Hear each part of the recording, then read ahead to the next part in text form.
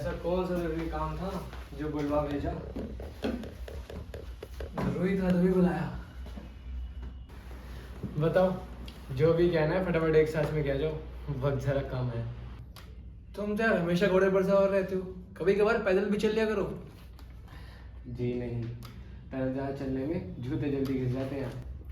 और आजकल जूते कितने महंगे हो गए हैं, शायद तुम्हें पता नहीं है। राज की बात तो ये है कि शरीर पर कपड़े चाहे 19 हो, लेकिन जूते हमेशा चमकते रहने चाहिए। मित्रवर, आदमी की औकात का अंदाजा उसके जूतों से ही लगाया जाता है। मालूम है, मगर इस वक्त जूते का बखान सुनने के लिए मैंने तुम्हें नहीं बुलाया।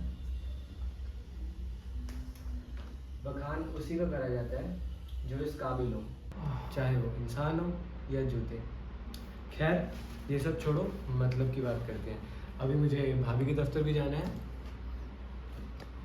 क्यों, छाया ने बुलाया? नहीं, एक पर्सनल काम है।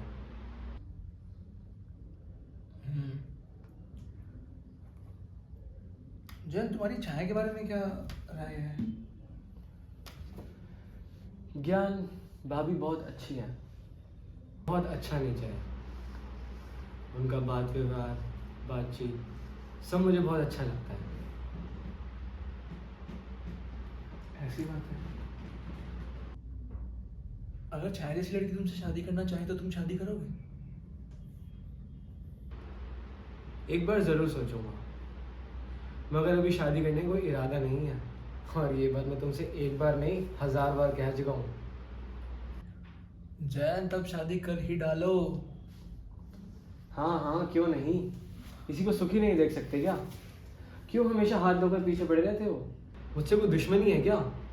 अभी इकलौता पेट पालने के लिए न जाने कितने पापड़ बेलने पड़ते हैं। मुझे एक और आटा खाने की मशीन नहीं चाहिए।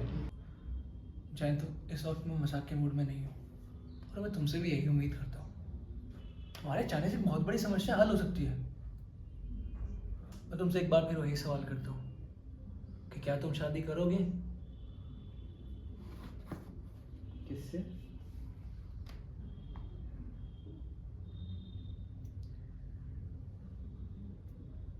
छाया से। क्या तुम ये क्या कह रहे हो? तुम्हें पता है ना? क्यों? पता है? बोलो। अच्छी तरह पता है। तुम मेरे अच्छे दोस्त हो, इसीलिए तुमसे कह रहा हूँ। भाड़ में जाए ऐसी दोस्ती। मैं सब समझता हूँ। तुम ये सब क्यों कह रहे हो? अच्छी तरह समझता हूँ। घुमा फिरा कर कहने की कोई ज़रूरत नहीं है। सब कुछ साफ साफ कह डालो। जैन, तुम मुझे गलत समझ रहे हो। गलत मैं नहीं, तुम मुझे समझ रहे हो। तुम्हारी बीवी मेरे साथ आती जाती रहती है, घुल मिलकर बातें करती है। इसका अर्थ तुमने ये लगाया है कि मुझे तुम्हारी बीवी से इश्क है? अपनी दोस्ती की दुहाई देने के लिए तुम सैक्रिफाइस करने चली हो? ज्ञान बाबू, अपना बलिदान अपने पास ही रखो। तुम्हें बहुत बड़ी गलतफहमी हुई है। एक्टर होकर भी तुम इंसान के चेहरे का भाव नहीं पढ़ सके। ज्ञान, मैं जा रहा हूं, अब कभी नहीं आऊंगा। आओ तो दुत्कार कर भगा देना। तुम्हारी गृहस्थी उजाड़ कर भला मुझे क्या मिलेगा यार? ज्ञान, मैंने जिंदगी में बहुत झटके खाए हैं। जिंदगी है तो झटके खाने ही पड़ेंगे। अब तकलीफ नहीं होती। तुमसे बस एक प्रार्थना है ज्ञान, भाभी से कुछ मत कहना। बहुत भाव हो गया, शायद सहन ना कर सके। अच्छा, चलता हूँ। चले जाना, रोकूंगा नहीं, बस मेरी बात सुनते जाओ।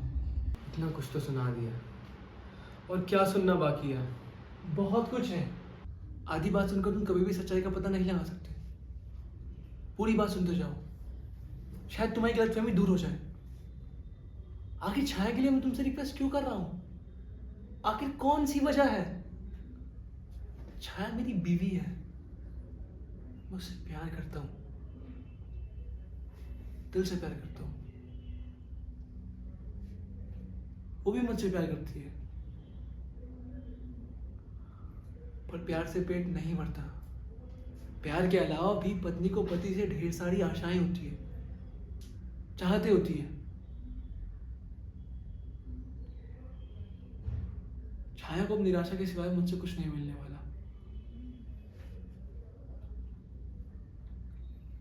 जयंत, मैं अपनी बीवी छाया को, जो कि मेरे शरीर का अंग बन चुकी है, दूसरी शादी के लिए सलाह देने वाला हूं।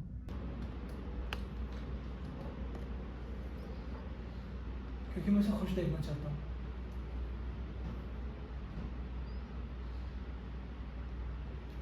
क्यों? ऐसा क्या हो गया? बताता हूँ। शुरुआत कर दी है तो बताना ही पड़ेगा। जयंत, मैं छाया को बच्चे का सुख नहीं दे सकता।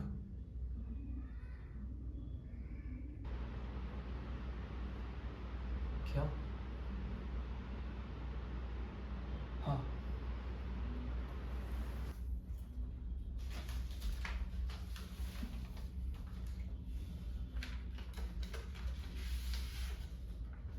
एक्सीडेंट के बाद डॉक्टर की यही रिपोर्ट आई थी।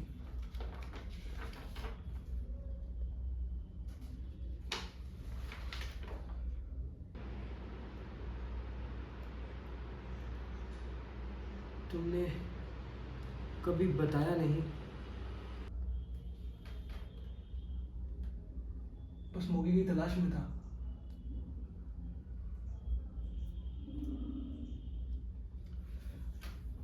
भाभी को पता है? पता है।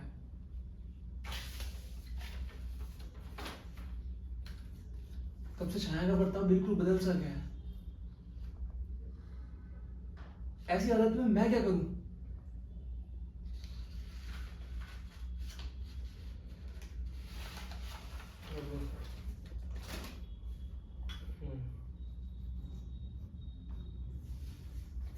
निर्णय भाभी पर है। सॉरी, मैं इस मामले में कुछ नहीं कह सकता। लेकिन सिर्फ एक बच्चे के लिए दूसरी शादी करना अक्लमंदी नहीं है। जानता हूं,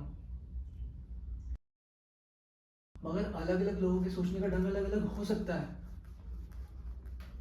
खाक हो सकता है। फिर इंसान और जानवर में फर्क ही क्या है? जहां देखो स्वार्थ ही स्वार्थ। सब पढ़े लिखे बनते हैं। क्या यही है बुद्धिजीवी वर्ग? बुद्धिजीवी नहीं, सारे के सारे कुएं के मेंढक हैं।